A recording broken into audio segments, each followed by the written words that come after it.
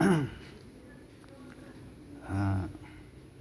ako po ay ako po ay hihingi ng paumanhin sa fisheries po kasi nung may na-share po akong post sa page, tapos ah, nag-comment ako sa post na yun na ah, sa tingin ko po ay nasasaktan po yung damdamin ng mga taga Jinsan, lalo na yun sa mga official at saka staff ng fisheries Jinsan, kasi nag-ano ako doon na parang may pinipili po na mamigyan ng ayuda na 5K sa fisher folks. So humingi po ako ng pamanhin po kasi sa nakikita ko po ngayon at sa pananaliksik ko personal, talagang wala po silang kinikilingan, pinipili at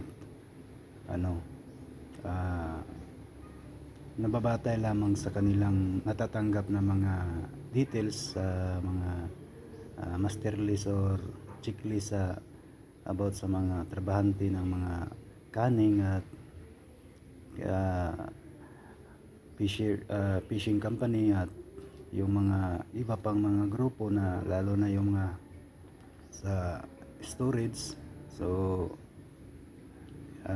nagbabatay lamang sila sa kanilang mga natatanggap na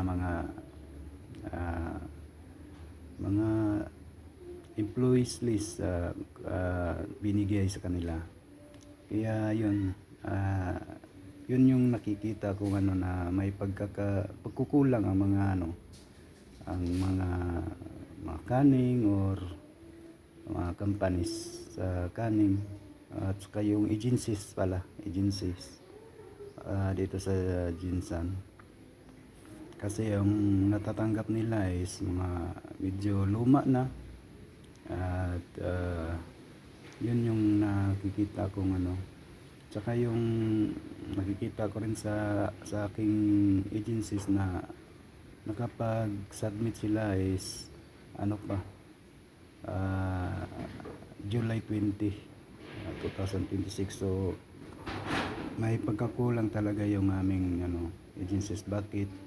Yung sa company ng Pilbis is walang nakatanggap kahit isa sa amin na mga empleyado sa 5K na tulong sa fisher folks. So inaccept ko yun na ako yung may mali din. Nagpost ako doon sa comments sa page na yon, tapos nag-comments ako na ganun yung sinabi ko, na may parang pinipili ang fisheries Jinsan sa pagbibigay ng ayuda. So nakikita ko rin po sa mga kahapon, pumasok po ako dun sa Pilbis, tapos may mga taga trabahante ng storage na na-assign doon mag-mock up sa amin sa receiving taga fishport. So tinuruan ko sila nga mag-profiling yung kanilang medyo yung official sa kanilang grupo. Kinausap ko siya, tapos mag-profiling. Kahit yung mga matatanda doon sa kanilang grupo, walang alam sa kung saan mag-profiling sa fisheries. So tinuruan ko sila, binigyan ko sila ng instruction na magpa-xerox sila ng government ID at sa kanilang ID sa kanilang grupo na storage o boy, or kasi dati nakapagtrabaho ako ng storage boy sa Puting Bato pa ako dati, yung Talisay na grupo na yan. Nag-unload kami ng mga isda galing PNG, Papua New Guinea, sa mga barko dyan sa SFI, Fishport, at saka yung sa Kimball. So naging storage boy din ako dati, kaya alam ko yung hirap ng trabaho nila na nag unload ng nag-unload ng ano, ng mga malalaking tuna dyan sa loob ng barko. Mga ilang tinulad, mga milyon yan, 800 to 1.2, 1.4, 1.8 ba yun, million tons, no? Yun yung ano, yun yung mahirap dyan kasi walang benefits, walang is, walang pag-ibig, walang PhilHealth, so walang insurance. So yun yung ano nakikita ko dyan, na kailangan talaga tulungan ng fisheries, mabigyan ng 5K yung mga taga-storage, lalo na yung mga nasa Fishport, unload ng mga tuna dyan sa barko na yan dyan sa Fishport. So kailangan din mabigyan din yan ng 5K.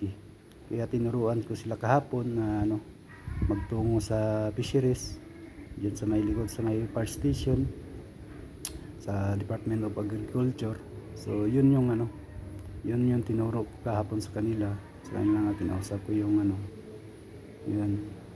Kaya yun na ano, gumawa po ako ng inisyatibong hakbang dyan sa ano, sa Pilbis. Nagpalagda sana ako ng mga tao dyan, sa mga trabante, kasi yun yung napag-usapan namin doon sa ano, sa staff at saka yung official dyan sa fisheries, na kung maaari na ako man yung nasa Pilbis, gagawa na lang ako ng paraan na inisyatibo na makapagbigay sa kanila ng yung mga latest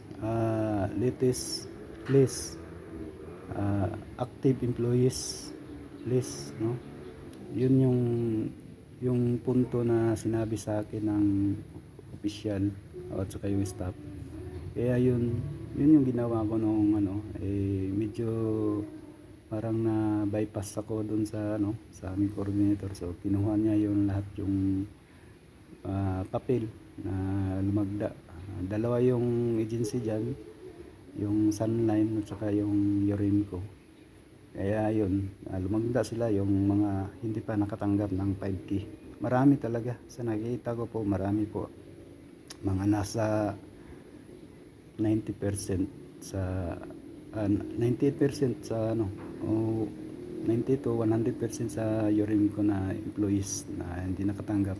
Sa ano naman po, sa Sunline, marami-rami din kasi ano, mayroon ding ilan na ano, taga-production talaga yun sila. Kahit sila sa sanitation sila, sa production naman po yun sila. So nararapat pa rin po sila na makatanggap din ng ano, ng 5K na ayuda, kasi po minsan sila po ay nagbaback up din sa amin.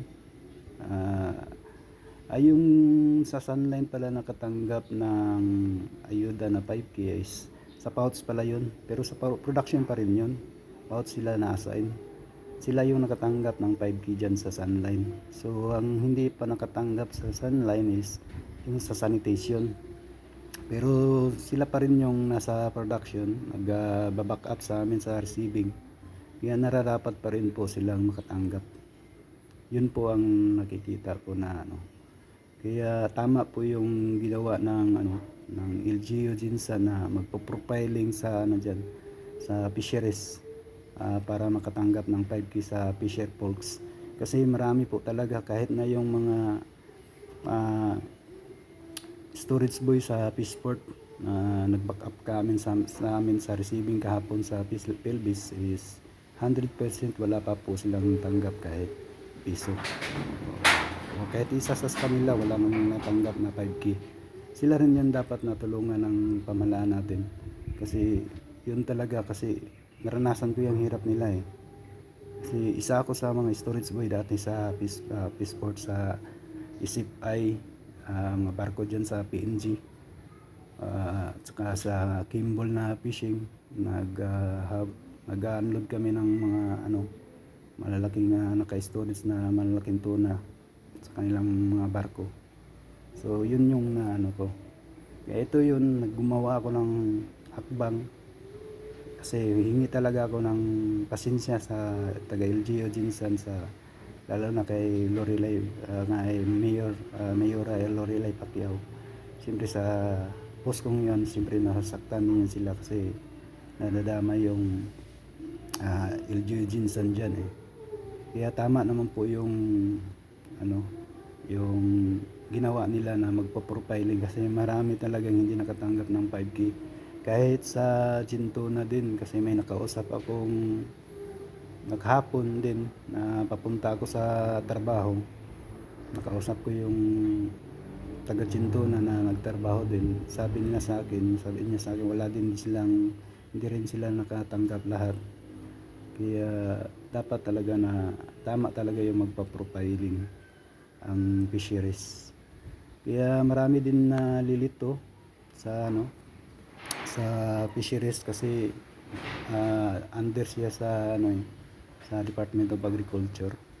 Kaya tama talaga yung naisip ko noon na sana may gagawa ng batas na dapat na i-separate yung Department of Agriculture at Department of Fisheries.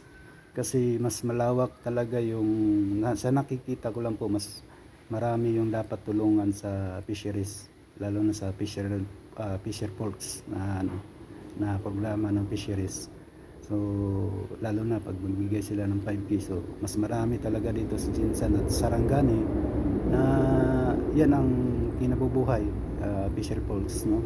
Kaya yun yung naisip ko na ano, dapat talaga na may isang senador, lalo na si Senator Kiko Pangilinan, talagang mag-farm yung talagang agriculture yung sa kanya. So dapat siya yung maggawa ng batas na dapat i-separate na talaga yung Department of Agriculture at Department of Fisheries para po na magkanya-kanya sila ng office, lalo na dyan sa Jinsan.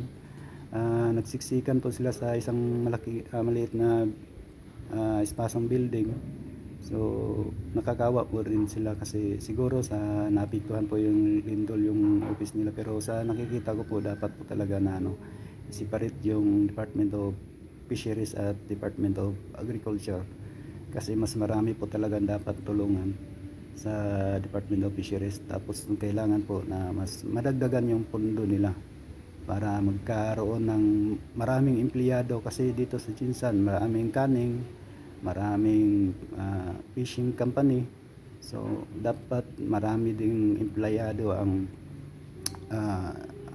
nararapat sa fisheries kasi kawawa naman sila kasi nakita ko yung ano nila, sinabi din sa akin na sasampo lang po daw sila diyan sa Jinsan. So kulang po yung mga staff nila at saka official. So iyon lang po, sana mapag-umanin na mapagpatawad ako ng ano, mapatawad ako ng taga fisheries, lalo na sa si ma'am, yung mga dalawang ma'am yun nga kausap ko. Sana ano nyo ako mapatawad sa may pagkakamali talaga din ako kasi sa pag-post ko dun sa pag-share ko sa ano na may pinipili, talagang mali ako doon. Accept ko po yun, talagang mali yun. Kaya napagtanto ko po ngayon, hindi ako na pag galing ako kahapon sa ano sa trabaho, napagtanto ko talaga na may pagkakamali talaga ako dun sa na-share ko about sa fisheries. Kaya humihingi po ako ng paumanhin o patawad, lalo na kay Mayora. Sa totoo lang, siya yung binoto ko at street vote po ako noon. At kaya sa post kong yun, alam ko parang nasisira din siya kasi nadama yung taga LGU Jinsan nun. Kaya humihingi po ako ng pamanin sa aming mabuting at masipag na Mayora na hindi corrupt. Yan lang po.